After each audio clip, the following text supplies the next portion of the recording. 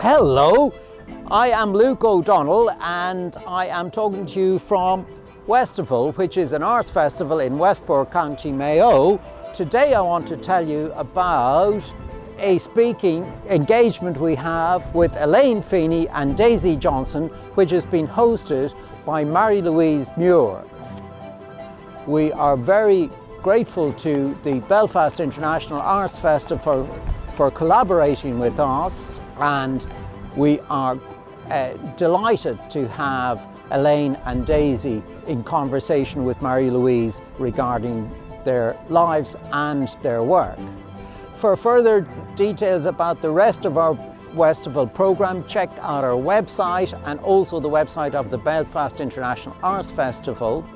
Sit back, relax and enjoy today's event from Elaine, Daisy and Marie-Louise.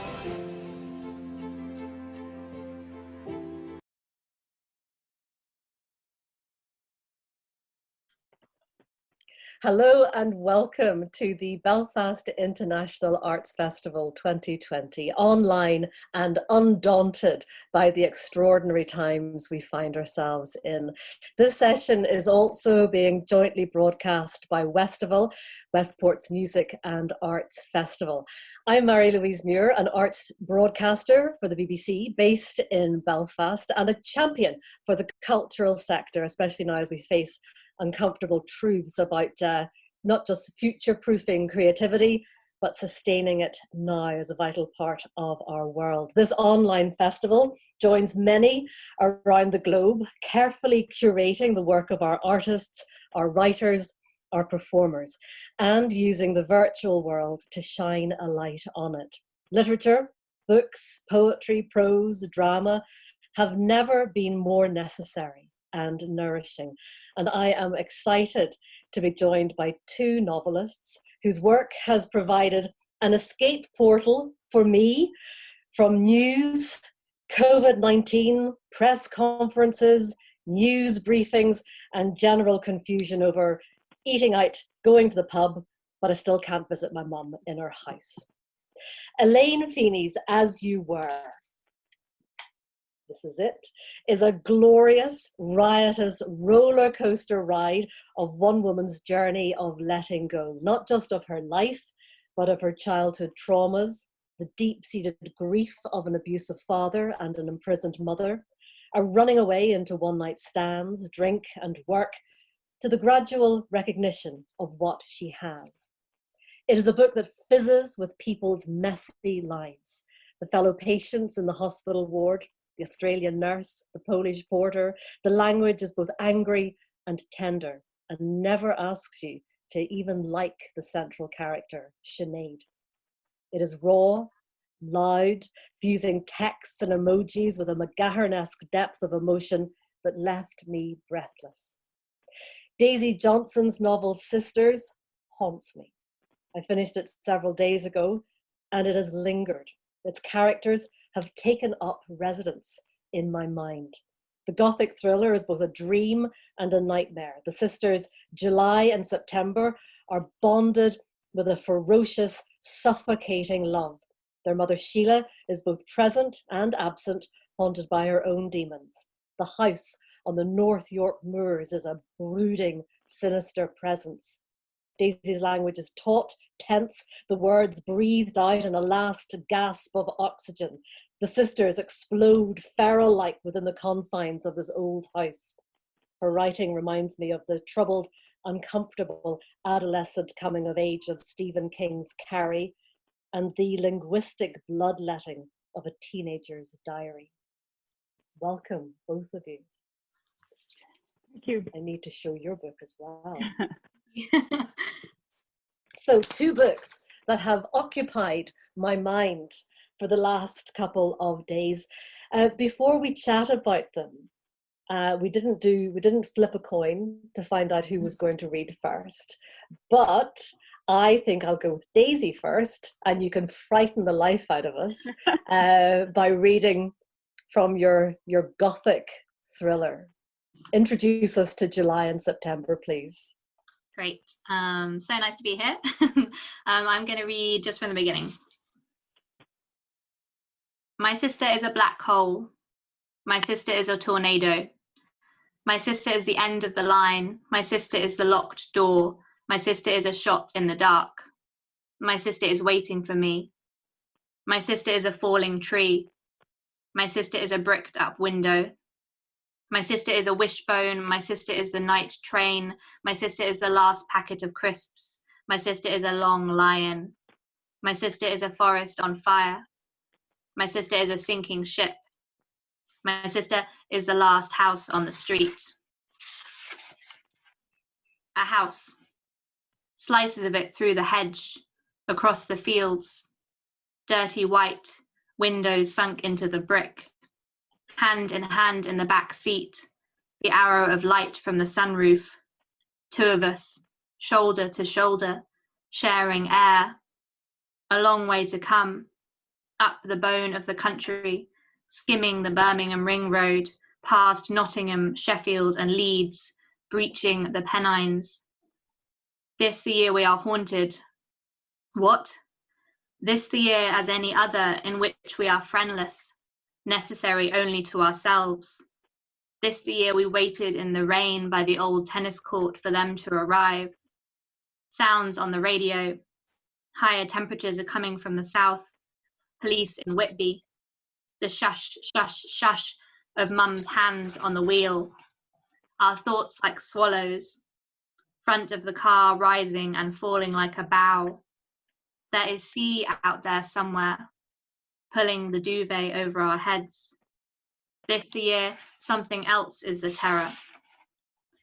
The road edging away and then dropping from sight. The judder, judder, judder as we move from tarmac to dirt. Is mum crying? I don't know.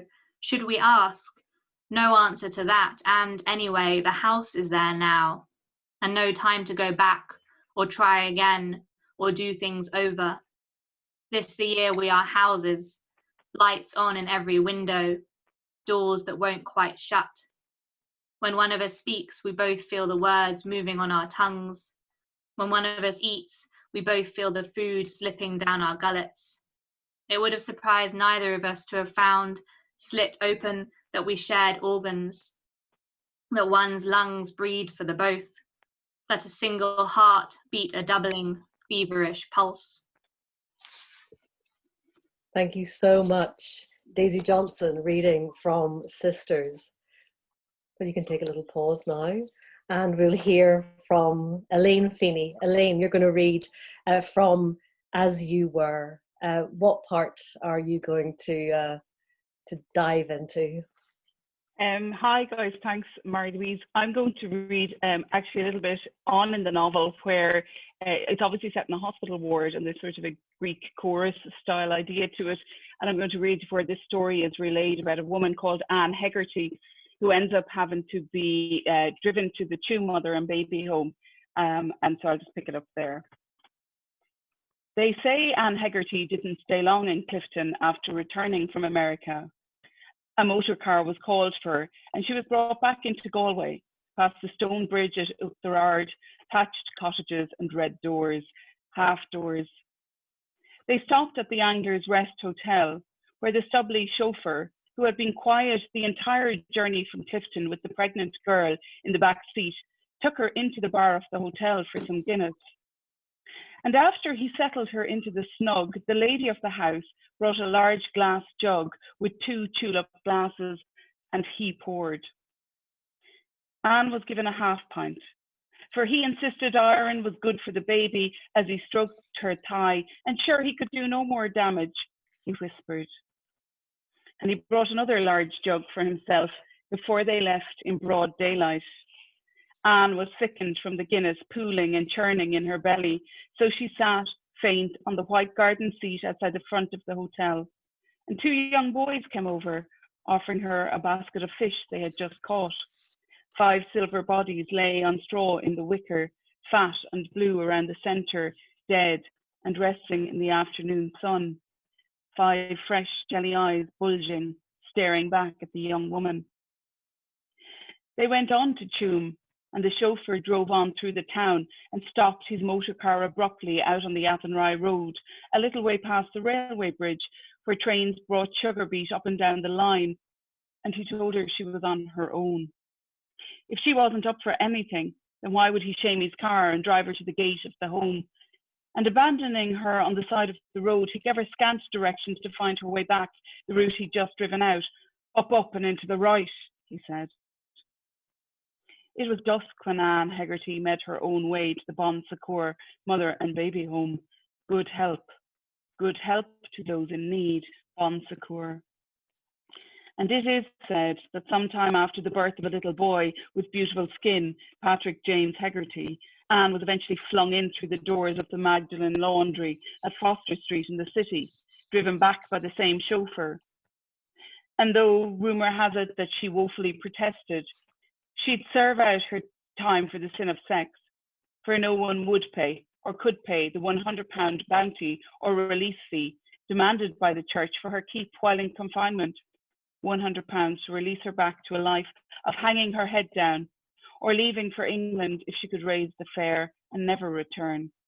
But how could an incarcerated woman raise such a fare? Thank you so much, Elaine Feeney, reading from her novel As You Were. So let's try and get into, because it's unusual to have two writers whose work is so very, very different, but yet if you start digging in and exploring the themes, they are both dealing with similar areas. I particularly think of Anne Hegarty, Elaine, and that sin of sex, and which is a huge story within Ireland and the mother and baby units. But in many ways, also, Daisy, I'm thinking of Stephen King's Carrie and the sin of becoming a woman and menstruation, then releasing these powers that she has. Huge topics. Can I talk a little bit just about your own process? So Elaine, you're sitting where in Ireland? Where are you based? Yeah, so I live in the west of Ireland in a town called Athenry. So it's about 30 minutes from Tuam, from where that mother and baby home is, and that's where I teach as well. So I teach in Tuam. I've taught there for the past 20 years. So I teach in a Catholic boys' school because those are the options here. And I was really struck by the mother and baby home when that story started to break, And I suppose, speaking about women, I wanted to write a story about, the types of women that I had grown up with, women like my grandmothers and my mother and so on. And I was intrigued by, you could be passing an ordinary woman in the shop in Tuam at lunchtime and you don't know what her backstory was, or is she involved, or was she ever, incarcerated? And I began to obsess a little bit about the voices and a chorus of women. There was something for me that I wanted it to be this chorus, that it had to be intergenerational. And I suppose, in some ways, people call the book political, but it's just the very act of being a woman seems to be political, which I find astounding. Yes, to be even discussing it in 2020. Incarceration is at the core, Daisy, isn't it, of this book, of being imprisoned, whether it be imprisoned by this tremendously ferocious and almost overwhelming love that September and July have, but equally the mother herself and the absent father, and then the house which almost seems to be leaning in and breathing in and suffocating them as well. So a similar theme to explore. Why did this interest you as a writer? Yeah, I think I've always really loved trapping characters' places, and it's strange talking to readers now because a lot of people have said, it's very much a lockdown book. It's a book sort of about our times, and obviously I didn't know what was going to happen. But I think now we can all sort of identify with the characters, probably in both these books. I definitely felt when I was reading Elaine's book that both of our protagonists are sort of they're people who get themselves stuck in corners. And they're also, I suppose, watchers, they're observers. And I think those are really interesting characters to write about, you know, the people who are always watching and always looking, and then, you know, they're kind of a gift for a reader, I think, because then they are our eyes for us. But it was really fun putting the characters in that house and making sure they couldn't leave and seeing how that worked.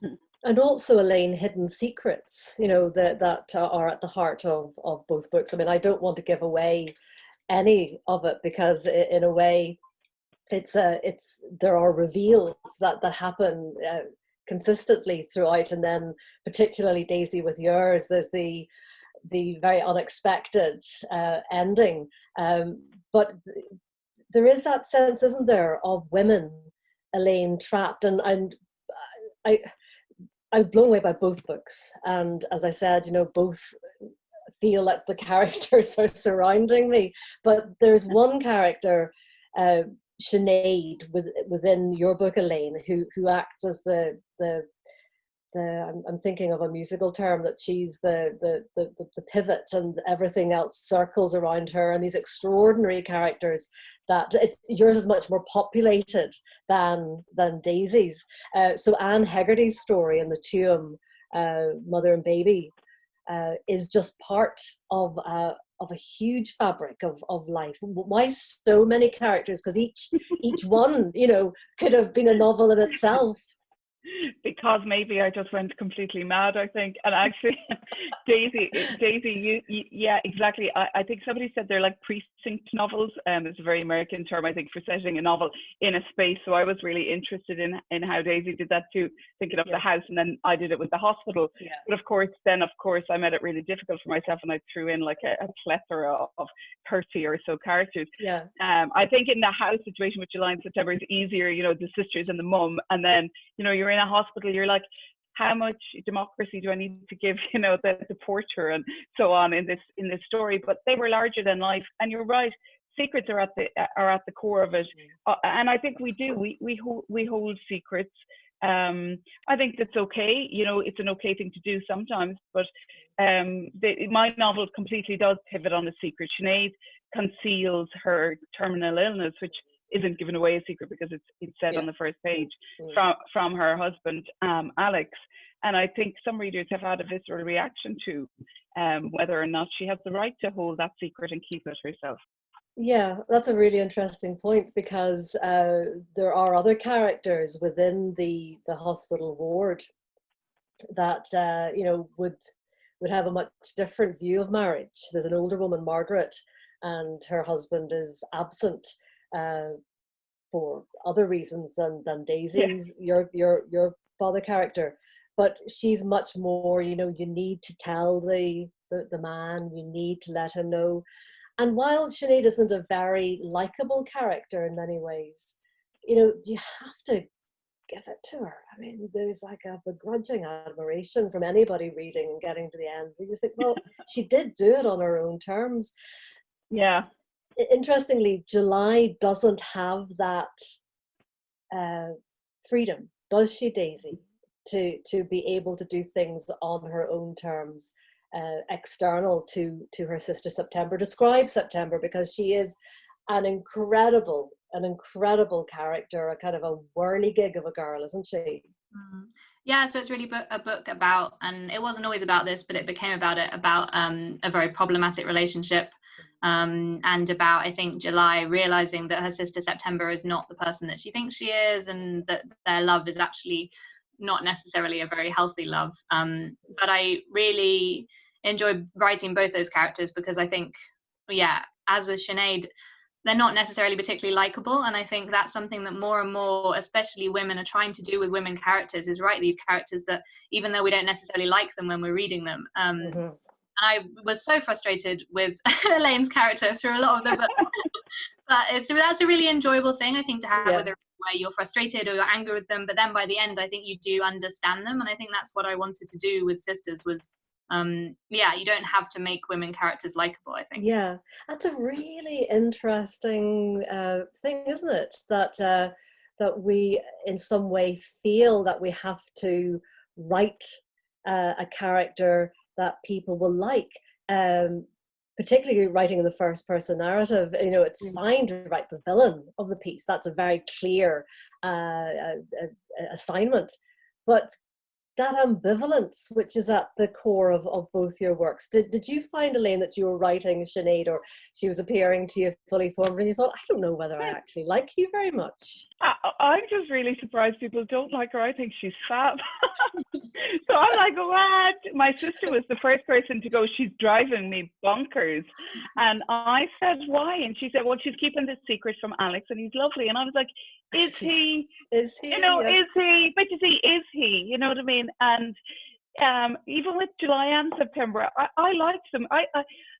Yeah, the likability thing is very problematic. You know, we're conditioned. I was conditioned from a very young age to be a nice girl. You know, the convent school upbringing, and very early on, I thought it was bonkers. You know, I really did, and I was like, this is mad. And because exactly what I think Daisy gets at in Sisters, I knew what girls were like when the cameras were off. So the camera being off, then if the teacher is off, so they're not being watched, blah, blah, blah. Yeah. You know, there's, you know, humans are humans, and we all know the depth of human mind in the way, and the condition. And like, you know, Sinead is really up against it. And I think we have to empathize with the fact that she freezes because she's been told by this father figure for all of her childhood how absolutely useless she is. So she never trusts anyone. And I think that was a very interesting character for me to write. Getting into her head wasn't so pleasant. That's certainly true. And in your book, you introduce the absent father, and you know, it's done by the publishers of the book, in that the father's voice is italicized on the page. And God, he's cruel, he's horrible, he's abusive. You know, the mother is imprisoned. We don't meet the father, Daisy, in yours, and in a way that makes his presence even more ominous. It's that kind of less is more, isn't it, of true horror. You know, don't do the big scary scream, just intimate that there's somebody there just out of vision who's not good. Yeah, I definitely wanted it to feel, we never meet him, we never see him, we never hear from him, but I definitely wanted him to sort of interject into the conversation in a number of ways. And exactly as you were, those bits in the father's voice are just horrific, because he's literally sort of breaking into the narrative. And I definitely wanted to think about, you know, the mother in Sisters begins to worry that the father has sort of put himself into September, you know, genetically, and he's passed down, and that she can't escape him, even though he's dead. Let's talk then about this is your debut novel, Elaine, and how exciting is that to have? I mean, you've come from a background of poetry, to do that. Does it feel like a major thing to have written a novel? Yeah, well, like, I mean, poets are used to being ignored. You know, I called myself a little bit of an underground slam poet for like 10 years. And it was funny when, you know, I've said this before, but you wait like for 6 months to get a review in a magazine that nobody reads. And it means the world to you. And then Daisy and I shared this gorgeous publicist, and she, you know, they were telling me you have 15 reviews. And so, like, I was like, what? So I wanted to hide under the bed. But, you know, it definitely gets a lot more attention. And what I noticed, I look at somebody like Daisy with absolute admiration, to think of what you have achieved so young. It's just, and the level at which you're writing astounds me. So well done. But I think I thrashed around there for years, not knowing what I was at. But you know, you take your time, you let it percolate, and then it comes out. Daisy, your debut short story collection, Fen, was published to critical acclaim. 2018, you were the youngest author ever to be shortlisted for the Man Booker Prize with your first novel, Everything Under. I mean, was that a game changer? Or was that something that just made you feel paralyzed about then bringing out the second novel? It was a weird experience. I suppose quite similar to Elaine, although not as bad. I think. But short stories are, I was told by a lot of people, well, no one's going to read your short stories, and people just don't read them. They don't Who like. says that? I love short stories. Lots of people do. And I love poetry. What's yeah. So it was a bit of it is, I think, a bit of a shock when you bring out a novel, and when really wonderfully and thankfully it does well. Luckily, I'd already started writing Sisters, so after everything calmed down with the Booker, I just went back into my study and picked up what I'd already started doing, which I think was actually really lucky, because I think if I'd had to start from the beginning, it would have really scared me. Something like the Man Booker, it's a stamp, isn't it? It's it's literally put on the front cover of your book, shortlisted for. Does it make a difference to then how, a little bit as Elaine was saying, the reviewers who want to read your work, the interest in you? I mean, it's a tough enough environment to be in, bringing out a new book. Does that give you a little bit of are you up the rung of the ladder a little bit? Yeah, rightly or wrongly, things like prizes or make a massive difference, and it means you're going to get the reviews. And also after the prize, I could write full time, which was just sort of like life changing. But it is a really tough world. Everyone's looking for the next big thing, and everyone's very impatient, and and I think it's important. Elaine's in her beautiful study at the moment. I think it's important to have that space and go back to it and think, actually, the writing is the important bit, and it is sort of a safe cave, I think, often. Well, hold on a second. Let's just double check. Elaine, is that your lovely study, or is that one of those green screen things that you can get? No. I'm afraid to move my laptop in case everything goes. But that's a whole wall of books. But it's very mashed together. But this is actually the kitchen. This is the corner of the kitchen that I've taken over. So this is the house I grew up in, Daisy, which you might be interested in, with all that Gothic sort of weirdness of houses and the energy in them. And I was sort of addicted to that in your book. But going back, I think when I plonk myself at the desk and I can switch off all of the noise when I get to writing, I was doing a little tiny project this morning, and it brought me into the head of, oddly, of all people, Frank Sinatra. And that was when I was at my happiest. When I'm working on something and I can turn off, you have to do the internet parts and all that, but it can be very difficult. I just want to write, and I'm not like Daisy. I just want to leave work that, well, I'm saying this, but leave the work that I'm happy with at that time and move on from the noise a little. Yeah. Can we talk then about people that inspire you, other writers? I mean, even musicians, could be Frank Sinatra. I love the idea of what fires your imagination. So Daisy, yes, you're getting a lot of comparisons, with Stephen King because of the Gothic thriller. But who else is there firing your imagination? Yeah, so when I knew the seed of this novel was that I wanted to write a horror novel, I grew up reading horror, and it's changed a lot from that. But so I had a really wonderful couple of months just rereading a lot of horror. And I read all of Shirley Jackson, which was a really wonderful project to have. And I also started reading a lot of people who steal from horror, but put it into literary fiction or put it into crime fiction. So writers like Evie Wilde or Helen Oyemi or Akaweke Emezi. These sort of writers who take all these different things from genre and thread them through. Those are the people I'm really excited about, I think, who kind of insert the uncanny into their fiction. Yeah, beautifully said. I might not be so eloquent. Follow that. No pressure. I suppose as you were, I was very interested. Weirdly, I don't know, you're probably familiar with Roald Dahl's Kiss Kiss, the landlady, that short story, that voice for Jane came through really strongly. So she came like this kind of, very twee lady with a real like sinister smack to her. I've been hugely influenced by the work of Michael McCormack, Solar Bones particularly, and that character Marcus Conway. I was like, Mike, if you can write a dead character, I can write a dying one, I suppose pop culture too. I was influenced by Casualty, Rear Window, that film, with regards to just the aural landscape or the auditory chamber of him lying with the leg up, listening and watching, and the lurker idea very strongly.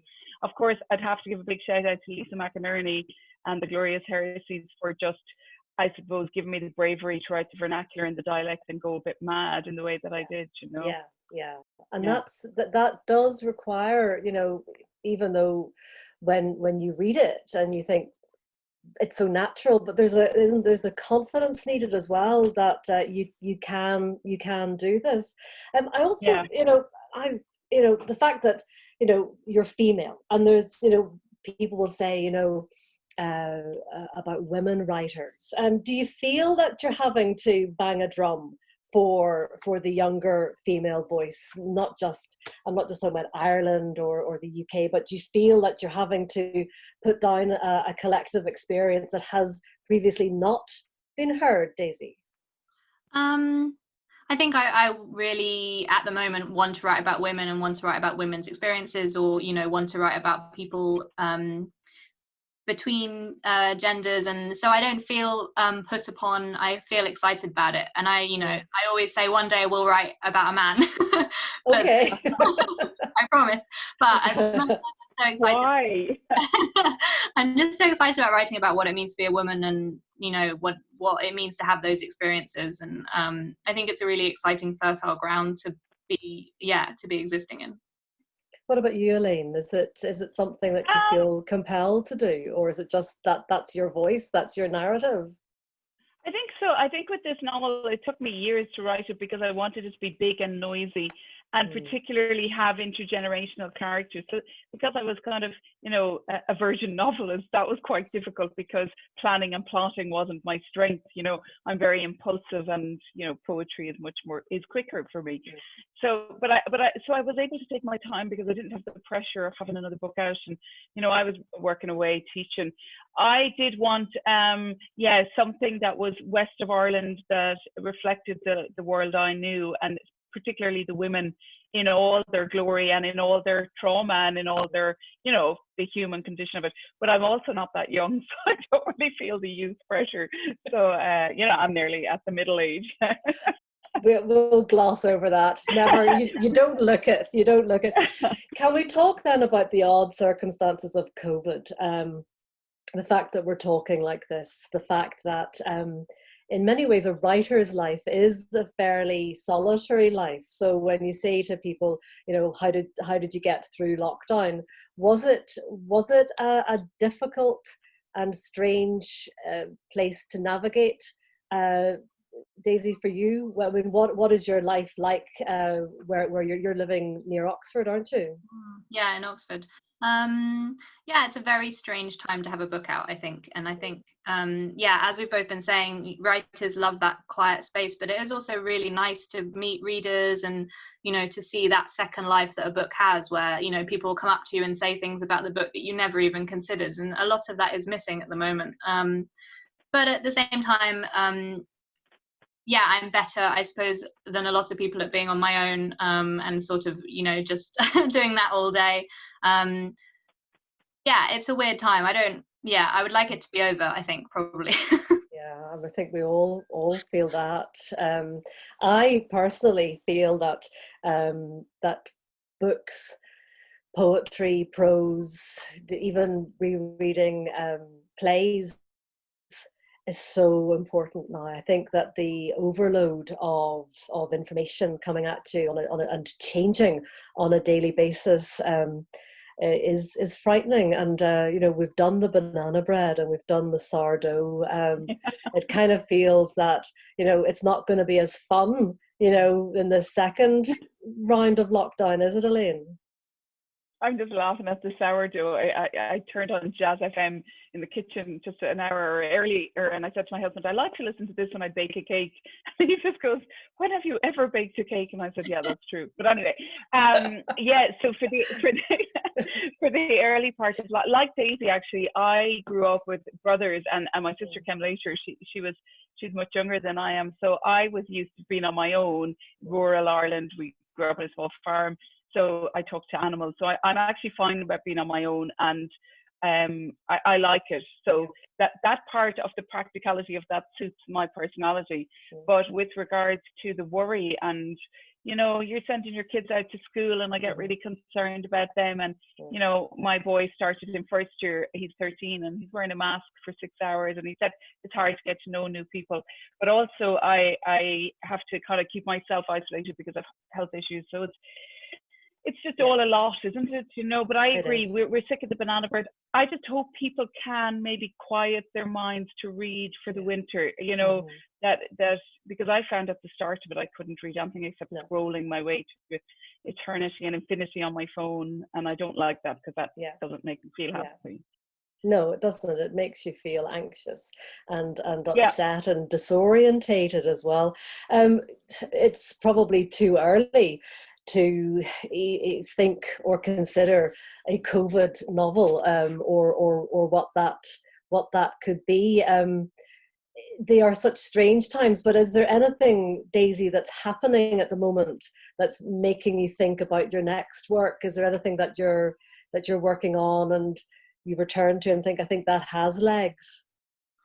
I'm working on something new, but again, was working on it before all of this happened. And I think you used a really wonderful word earlier, percolating. And I think for me, something needs to sit for longer. You know, I think all of this is a bit fresh at the moment. So I've written a short story about it, but to write anything longer about it. But I do think the isolation will start to creep into fiction. I think we'll see more and more books about, as we've talked about, characters sort of stuck in one place or the other.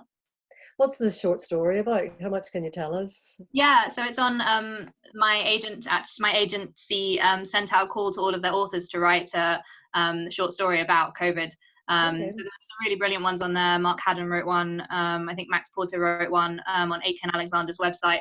And it was the very early days. And it's about 3 flatmates, 2 of whom are sleeping together. And the third, they begin to sort of get very angry with him, and something very dark happens at the end. So I think I was thinking a lot about what it must be like to be in a shared house, I think, at the moment. What you don't, you know, I was hearing about people living with someone they'd only just started dating or moving back to parents, and that sort of something which potentially would never happen apart from in these very strange circumstances was quite fruitful. And you have a short story as well, Elaine. I was reading, it's in a great big tome of a book that Sinead Gleeson has edited, the wonderful Sinead, and The Art of the Glimpse. So again, another character that you know, people are having issue with, are they? I had, of course, it's Sylvia Plath. I did a really crazy thing and wrote a loose first person Sylvia. Like, I don't even know if you're allowed to do that, so I'm a little bit good. So it's about her time on the island of Inishbofin with the poet Richard Murphy and himself, the husband, Ted. And I was on Inishbofin a summer or 2 ago, and it was Richard Murphy's memorial, and I was asked to read a great poem of his.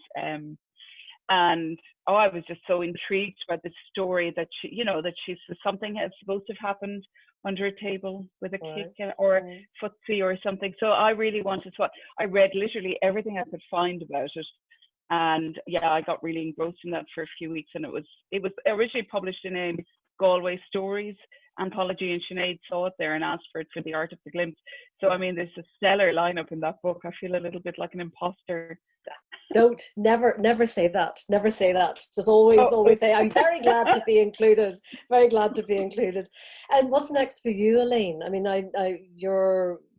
you work. I mean, you've got an actual, you know, teaching job, and so the writing must come a second at times whenever you're too knackered and you just would rather put your feet up and, you know, watch something mindless on Netflix. Yeah, and then you do that and you have the guilt. I think writers are in a constant state of guilt or frantic energy, I think. But because of lockdown, I just said, oh my God, I've never had time like this before. So to annoy everyone, I just sort of hit the ground running, because like Daisy, I had an idea percolating for a novel, and this one had been finished for a while, but then there's all that, you know, the editing and so on. Yeah. But it's a very simple book, I think, about a boy who needs to build a boat, and that's it basically. And I just love the craft of it, so that's the book. And I finished a draft of it, but the way I work, I'd need to finish 10 before I could show it to anyone. So do you have it's nice. do you have first readers? Who do you, Daisy, who would you let see your work first? Yeah, I normally show people my work earlier than 10 drafts, but this one it's been about 7 drafts, and I've just sent it to my agent and to 3 friends who read everything. Yes. And it's really scary. I don't know how you do it, Elaine, like leaving it that long. I'm terrified. Well, I did send it to my agent as well, and he did read it, and he rang me about it, and he was happy. So I just really wanted to, steady the ship, no pun intended, and just say, is the plot of this okay? I can do the polish, which it needs, a good polish. Yeah. Girls, it's been fantastic talking to you. I wish you every success. I know that it's such a strange time because I understand that with writers and it being so solitary, that you do want to go out and you do want to meet people and you do want to hear that gasp in a room when you start to read, and the people that come up as well, and they want you to sign the book, and they want to talk to you, and that connection that people get. Does that ever blow you away, Daisy, how deeply drawn into your characters some readers get? Yeah, and it shouldn't surprise me because I obviously feel that way about particular books, but people come up to me and they'll say something about the book that I had never even thought, and is the most perfect symbolism or something that they've come up with, and that is better than what I've written.